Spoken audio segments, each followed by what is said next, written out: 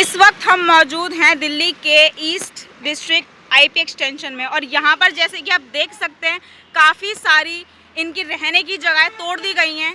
जैसे कि आप देख सकते हैं पूरे तरफ इन्होंने सारा कुछ तोड़ रखा है। आइए जानते हैं यहाँ के कुछ लोग भी जो जिनके घर तोड़े गए हैं उनका इस चीज़ पर क्या रिएक्शन है। आंटी जी बताइए, जैसे कि आपने बोला अभी कि हमारा रहने का साधन ख़त्म कर दिया, तो इस चीज़ के लिए आपका क्या कहना है? ये कहना है कि हमको तो कहीं रहने का तो जगह दे, जब ये हमारे बच्चे पढ़ेंगे कहाँ।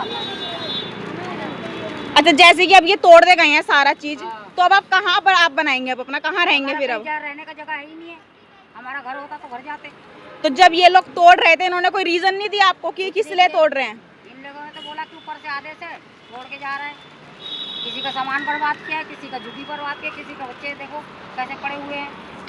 कितने का आपको समय दिया गया कि या फिर बिल्कुल आते ही तोड़ दिया सारा कुछ? क्या शाम को बता के किया, अभी तोड़ के किया है। कल शाम को बता के कर गए और अभी तोड़ दिया सारा कुछ।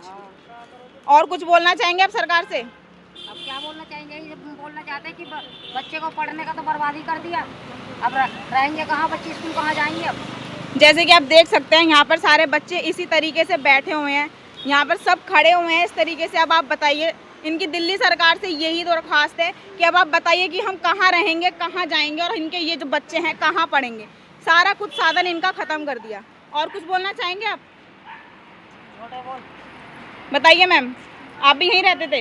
हाँ, सारे यहीं रहते हैं। बताइए आप कुछ अपने बारे में। हमारे भी छोटे छोटे बच्चे हैं, स्कूल में पढ़ते हैं। हमारे तो आगे पीछे कोई नहीं है, कहाँ रहेंगे। आप अकेले रहते हैं यहाँ पर? अकेले रहते हैं, बच्चे लेके, चार बच्चे लेके। तो अब आप कहाँ जाएंगे? जैसे कि आपका ये सारा कुछ खत्म कर दिया, जाएंगे, हमारे पास कुछ है नहीं। तो आप ऐसे ही रहेंगे इधर? और क्या करेंगे। ये चीज़ आपने जब वो आए थे तोड़ने के लिए तब आपने उनसे नहीं पूछा था? पूछा था, सब बोला ऊपर से आया। और मैम उस टाइम पे हम ये रविंद्र नेगी के ऑफिस में गए थे, उनने बोला था कि ओम प्रकाश शर्मा के ऑफिस में जाना बोल के, लेकिन वहाँ पे गए तो उनका कोई रिप्लाई नहीं मिला हमको। तो ये आप कितनी बार गए थे ओम प्रकाश जी के ऑफिस में? हम एक बार गए थे उनके ऑफिस में, नहीं हम उनके घर पे गए थे, लेकिन घर पे भी वो हमको मिले नहीं। बार गए हमारे मैडम, लेकिन वहाँ पे इतने हम लोग को कितने साल से मदद दी है, अब इनका भी कोई सुनी नहीं। छोटे छोटे बच्चे स्कूल अभी एडमिशन हो रहा है, उनके बच्चे कहाँ जाएंगे।